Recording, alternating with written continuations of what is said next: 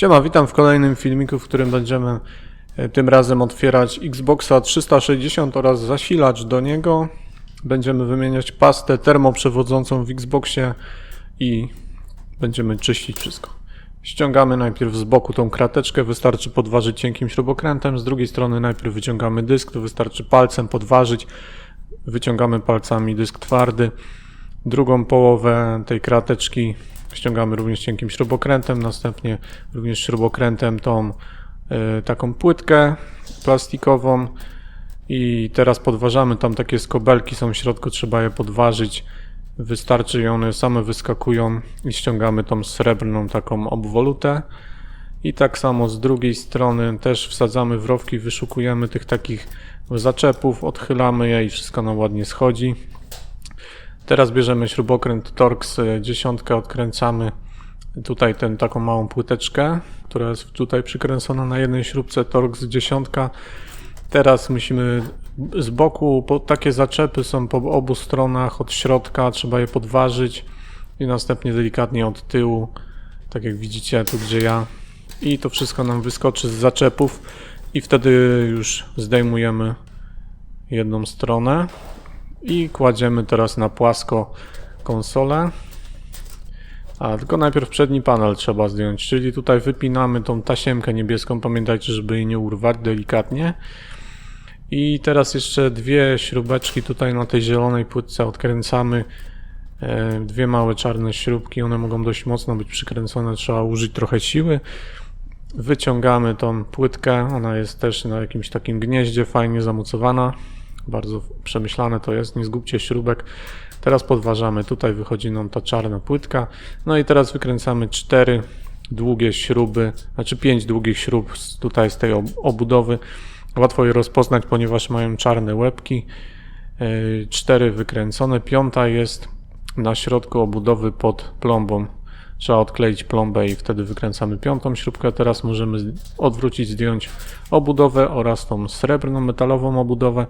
Teraz wykręcamy śrubkę na tym gnieździe od dysku twardego, odpinamy to wszystko. Wyciągamy napęd DVD, odpinamy 2 wtyczki w tym celu. I teraz musimy odkręcić pozostałe śrubki, czyli te wszystkie srebrne, które są tutaj na tej obudowie. Jest ich tam bodajże z 6, może trochę więcej. Wykręcamy je wszystkie. Wykręciłem już 6, 7 i teraz wykręcamy jeszcze te 4 czarne małe śrubki koło tego X-a. To są śrubki, które dociskają nam radiator do procesora.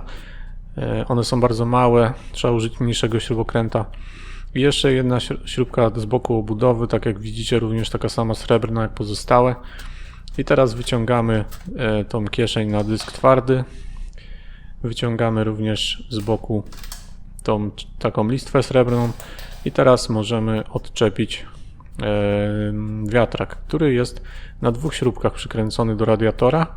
Odkręcamy te 2 śrubki, wypinamy tasiemkę, wyciągamy wentylatorek. Możemy go sobie od razu wyczyścić, bo na pewno troszkę ma kurzu, chociaż mój nie był aż tak bardzo brudny. Czyścimy wszystko, wiadomo, z pyłu, kurzu. I teraz naszym celem jest wyciągnąć płytę główną. Trzeba tam troszkę sobie pomóc, może boki tej blachy, tej obudowy trochę odgiąć, żeby nam te wszystkie gniazda chciały przejść. I wszystko pięknie wyskoczy. I mamy wyjęte. Teraz musimy odczepić ten X.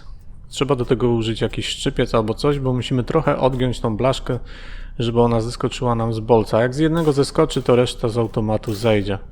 Nie jest to nic wielce trudnego i w tym momencie możemy już odczepić radiator od procesora. On może być troszkę przyklejony, bo wiadomo, że ta stara taśma troszkę się już zapiekła, ale zszedł bez większego trudu. I teraz pozostało nam wyczyszczenie starej taśmy termoprzewodzącej. Użyjmy do tego celu jakiegoś alkoholu i wacika i pozbywamy się starej taśmy z radiatora oraz z procesora, by następnie nałożyć nową taśmę, która zapewni nam lepsze chłodzenie i dzięki temu konsola będzie pracowała ciszej.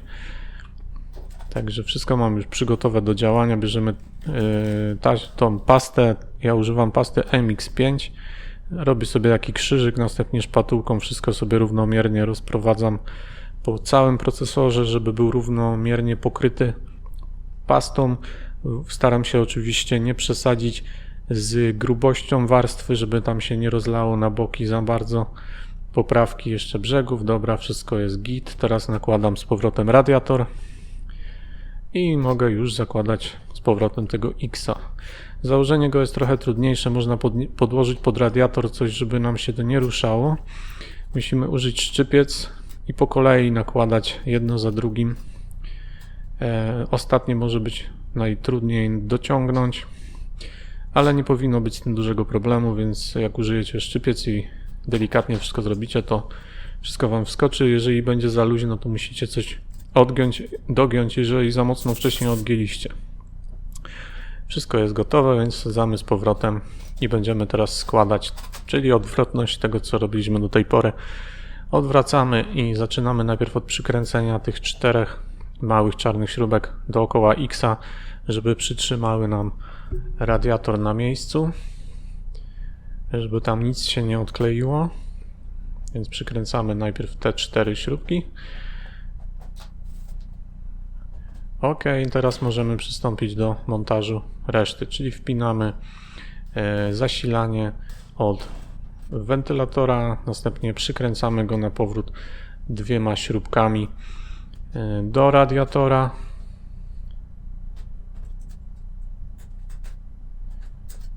I kiedy już to zrobimy, to zakładamy jeszcze tą obudowę od wentylatora, którą wcześniej zdjęliśmy.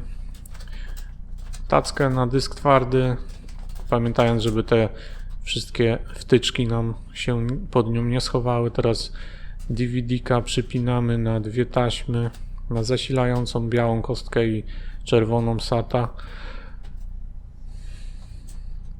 Następnie przykręcamy tą dużą okrągłą śrubką nasz port na dysk twardy. No i jeszcze zapomniałem wsadzić tą blaszkę pod napęd, więc muszę go teraz sobie odchylić. Można oczywiście wsadzić ją wcześniej, nawet będzie lepiej. Zakładamy tą blachę z wierzchu. Dobre jest to, że tutaj wszystko się montuje bez przykręcania. Przykręcanie jest dopiero na końcu. Zakładamy wierzchni panel od konsoli i odwracamy ją na plecy. Jak wszystko już dobrze siedzi, to przykręcamy najpierw te 5 długich czarnych śrubek. Możemy z powrotem przykleić tą plombę, jeżeli takie mamy życzenie. Przykręcamy 5 długich czarnych śrubek, które nam przytrzymają wszystko w kupie, co przed chwilą tam złożyliśmy. A jak już przykręcimy te 5 długich śrubek, to następnie przykręcamy te małe srebrne śrubki, które przytrzymają nam z kolei płytę główną. W kupie będzie się trzymać. Skutkiem tej operacji, podobnie jak przy PS4, jest to, że konsola będzie pracować ciszej. Za moment również rozkręcimy i wyczyścimy zasilacz od Xboxa, co niestety w moim przypadku nie zaskutkowało cichszym działaniem, ale o tym zaraz. Dobra, wszystko jest git. Następnie możemy przystąpić do składania reszty. Czyli ostatnia ta śrubka na boku, pamiętamy o niej. I teraz montujemy na powrót tą zieloną płytkę z włącznikiem na 2 te malutkie czarne śrubeczki. I teraz przedni panel zaczynamy oczywiście od wpięcia tej delikatnej niebieskiej tasiemki, następnie wciskamy go na wcisk. I teraz tutaj jeszcze to małe gniazdko na 1 śrubkę również przykręcamy. Teraz wciskamy tutaj ten plastikowy panel, on nam powinien tam ładnie się wpasować, bo to wszystko jest ładnie spasowane ze sobą. I zostaje nam ostatni element, który po prostu wciskamy, bo on wskakuje na wcisk. I teraz brzegi. Nakładamy srebrne ranty, wszystko ładnie wskakuje. Również ten plastik. Oczywiście właściwą stroną, żeby nie zakryć miejsca na dysk. Krateczka 1, dysk twardy wsadzamy. Dysk 250 GB w moim przypadku. Klapeczka od dysku. I teraz ta druga strona, tylko w odpowiednią stronę. O, właśnie tak. Krateczka. Zamontowujemy i wszystko sprawdzamy, wszystko jest ok. Operacja była dość prosta i mamy wymienioną pastę termoprzewodzącą. Następnie bierzemy się za zasilacz. Musimy zdjąć te gumki, a pod nimi są takie plastiki. Te plastiki trzeba wyłamać. Już to zrobiłem w 3, został 1. Następnie wyciągamy taką plastikową obudowę i dostajemy się do śrubek. Są to śrubki takie serwisowe z bolcem w środku. Jeżeli nie macie odpowiedniego klucza, to musicie czymś cienkim i mocnym wyłamać ten bolec ze środka śrubki, żeby następnie odkręcić ją torksem. Może być to uciążliwe i można niestety uszkodzić gwint, więc trzeba to zrobić w miarę tak z wyczuciem, bo potem może być problem z odkręcaniem śrubek.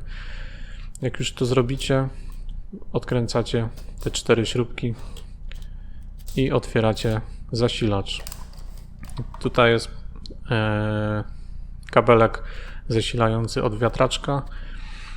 Niestety minusem tego jest u mnie, że nawet jak wszystko wyczyściłem, to i tak zasilacz bardzo głośno pracuje. Jest to skutek właśnie tego wentylatorka w nim, który dość głośno pracuje, więc czyszczenie w moim przypadku tutaj nie pomogło. No ale wyczyścić nigdy nie zaszkodzi, bo na wentylatorku było sporo kurzu.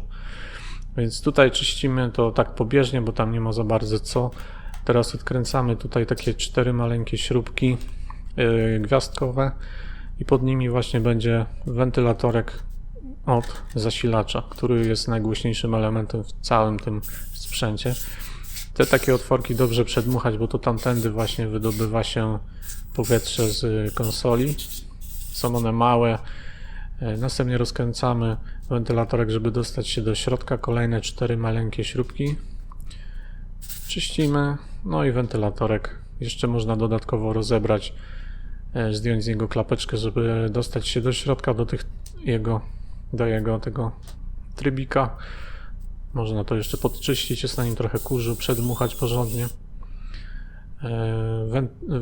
Wiatraczek jest dość głośny, tak jak mówię, konsoli nie słychać, ale niestety zasilacz daje o sobie znać.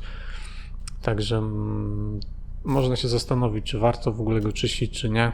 W moim przypadku niestety nie wpłynęło to na głośność pracy. Wiatrak słychać cały czas w zasilaczu, ale ja mam też angielską wersję zasilacza, może jest jakieś inne napięcie i może dlatego tak jest, bo mam przejściówkę na polskie gniazdko, a ogólnie zasilacz jest angielski, więc może to też wpływać na głośność jego pracy. W każdym razie skręcamy, składamy wszystko i robotę mamy już wykonaną. Możemy podłączyć naszego Xboxa i sobie grać. Także dziękuję bardzo za uwagę. Jeżeli ktoś oglądał, mam nadzieję, że komuś poradnik się przydał. Konsola zrobiona, zasilacz zrobiony. Nie pozostaje nic innego jak podłączyć sprzęt i grać. Dziękuję za uwagę, pozdrawiam i cześć.